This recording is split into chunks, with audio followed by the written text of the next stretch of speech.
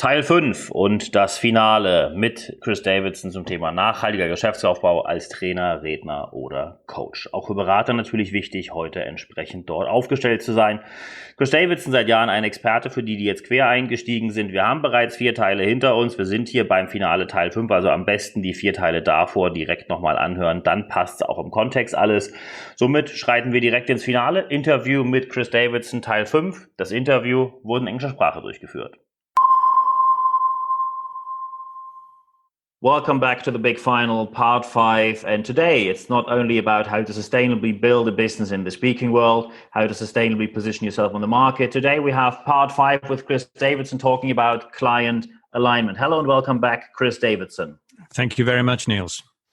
So first, of course, thank you very much for taking all the time for part 1, opacity, part 2, system engagement, part 3, community engagement, part 4, market alignment. So if we have people now who just jumped into part 5, you should listen first to the other 4 parts which we had before, because today we have the big final, client alignment. Well, it's all about the client, isn't it? So Chris, what does that mean now with client alignment? What it means, Niels, is having permission to rewrite the rule book. Permission to move the goalposts. Well, so, that sounds very nice for me as a service provider, isn't it? Yeah, exactly. So let's roll back briefly to stage 1. Start at and just go at a quick galloping pace through the whole lot, and then that'll kind of make sense. So we started in opacity, where really we didn't have any traffic to our website. Nobody knew who we were, and we weren't making any money. Mm-hmm. We started building some credibility. We started building reputation and relevance by building content and authority. And we bolted some systems into the website that allowed us to connect with people, system engagement. We found out who those people were. We understood their community more. We served the community more, community engagement. Yes. And then we said, actually, as I get to know these people more, do you know what? I really do understand them. And actually, I understand them better than they think I understand them. In fact, you know what? I understand them better than they know themselves. So if I'm able to prove that to them, then I can align myself with that market, hence market alignment. Okay, now it's that stage from community engagement to market alignment is the big bit where people go, oh, this person's a serious player. Yeah. So what is client alignment then? So client alignment, and we're now getting into the really subtle points of marketing here, but client alignment is permission to rewrite the rule book. Now that comes from, as I said earlier, for market alignment, demonstrating that the client better than they know themselves. And then the only other question they're going to ask is, do you have the proof? And that's if you can answer that question, then job done. Those are the 2 questions. How do I answer this question properly then? Yeah. So let me give you an example. I'm going to go to an example from my father's life. As you know, he was a surgeon. Yes. And in 1955, so that's going back something, isn't it? But in 1955, he was approached by some facial reconstruction surgeons, and they had a patient who they basically were unable to help. They had run out of their ability. They'd done everything they possibly could, and they were now stuck. And they came to a point of saying, well, look, the only other people who operate in this area of the body are the eye people, and it's not really that close. And then the only other people are the ear, nose, and throat surgeons. Well, let's go and speak to Davidson. He's an ear, nose, and throat surgeon. So they came along to Dad, and they asked him, is there anything you can do to help us here? Now, Dad thought there was. He wasn't completely convinced. He went to see the patient, understood the difficulty, wasn't completely convinced that he could do anything, but he understood what, and he gave it a thought, and he said, and then he spoke to his medical colleagues, the ones that came to ask him for help after having done some thought, and he said, I think there is something I can do. And he rang up his friend in pathology, because in these days, we're back in 1955 now, so we have to remember the context. In these days, you didn't have to worry about asking a family's permission to do this, that, and the other. So he rang up his friend in pathology and said, look, John, next time you get a couple of cadavers in good condition, give me a ring. Okay. So this happened in due course, and Dad went down to the pathology lab, got his scalpels out, and did a bit of an exercise, and convinced himself that actually he did know what was going on. But in that process that he was down in the pathology lab doing that work, he came away from that with the following information. Number one, he could help. He had tested his thesis and found that it was correct. Number two, he could now go back to the patient, look the patient in the eyes, and say, hand on heart, I know you better than you know yourself, and I have the proof. And so he was able to offer her an operation. Of course, he wasn't entirely sure what he would find when he got in there, but he was 95% sure, and all turned out well. So the point here is inclined alignment. Dad invented in that doing that process. Dad invented a new procedure. It was all photographed. He wrote it all up. It was published in all the journals. And I looked. I think I looked last year. And this was in 1955, and it was photography in the operating room in 1955. Amazing.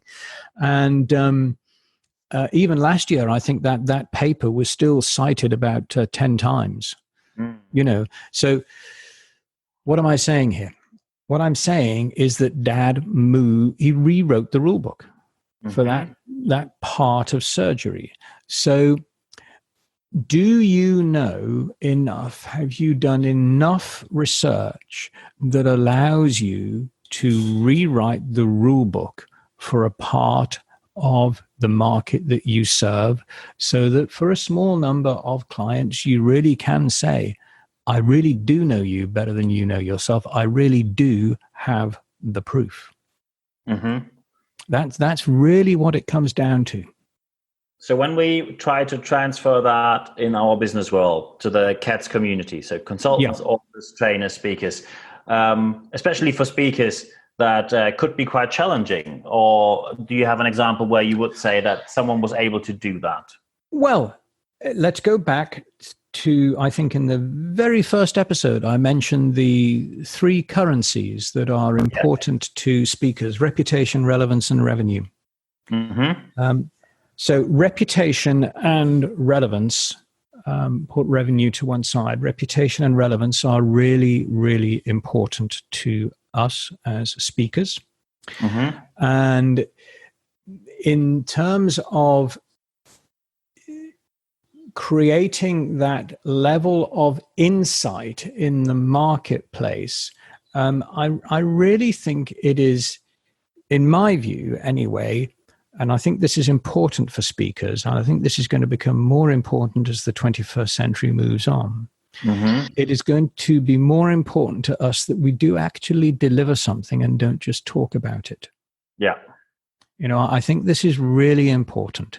And I think it's important because the world is moving. I think as I talked earlier, the world is moving in an earlier episode. The world is moving from a linear world to a complex world.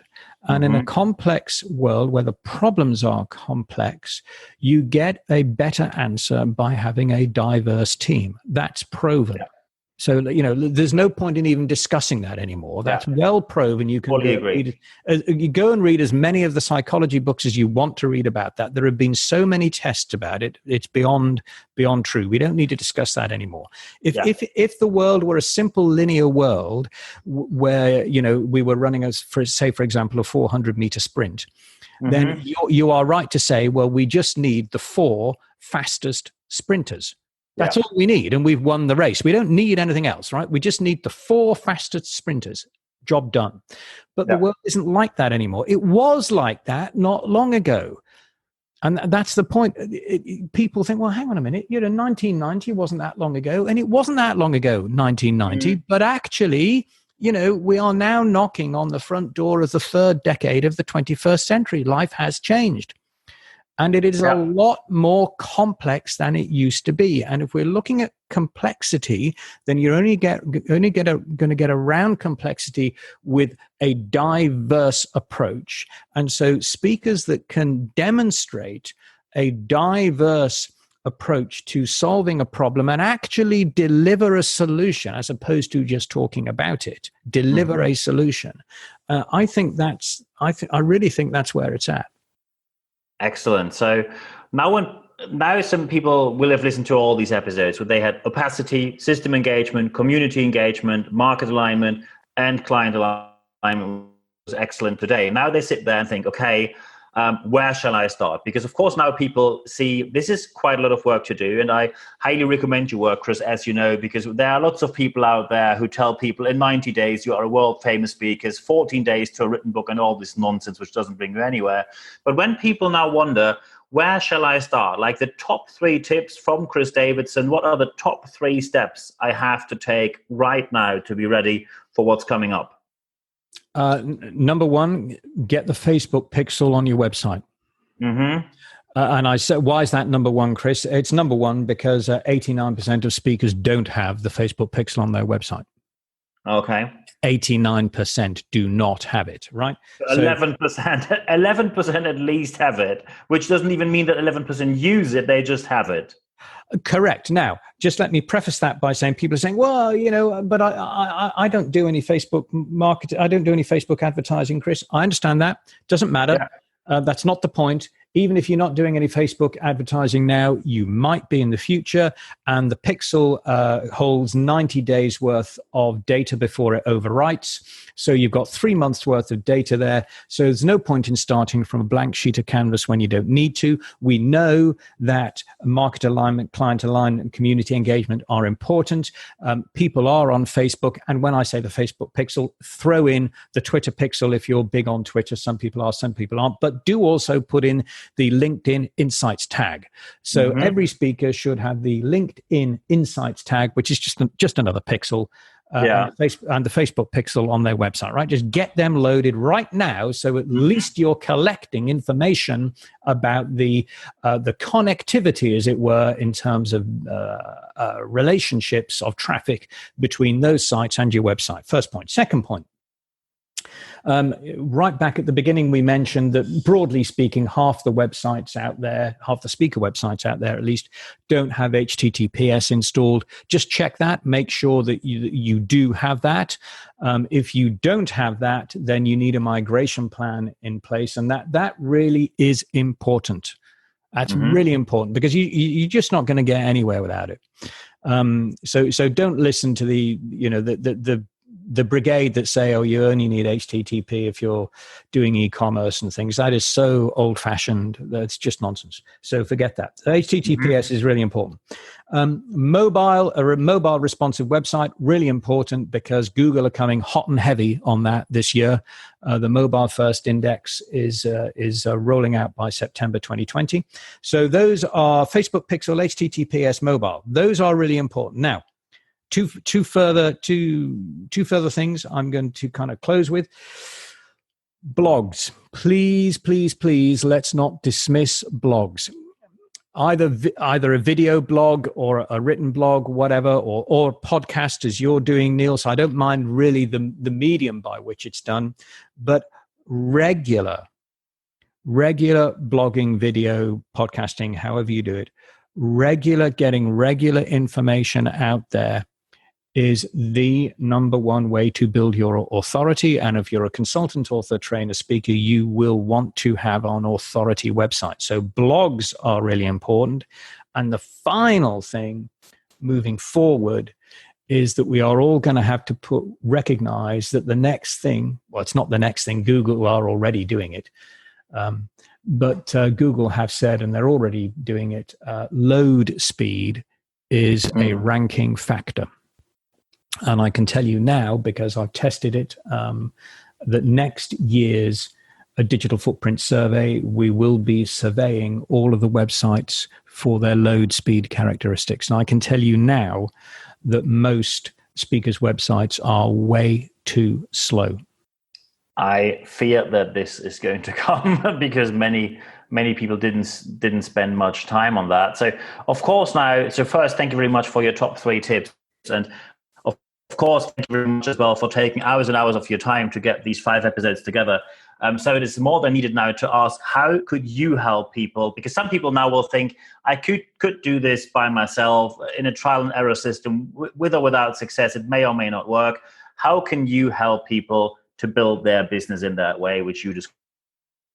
Well, in January 19, after years of research, and you remember some of it, but after years of research, and spending money on various bits of software, making investments here, investments there, some of which worked out, some of which didn't. You know what life is like. But in January 2019, I launched Speaker Business Builder, and Speaker Business Builder is a content management system for the CATS community, content management system for consultants, authors, trainers, speakers.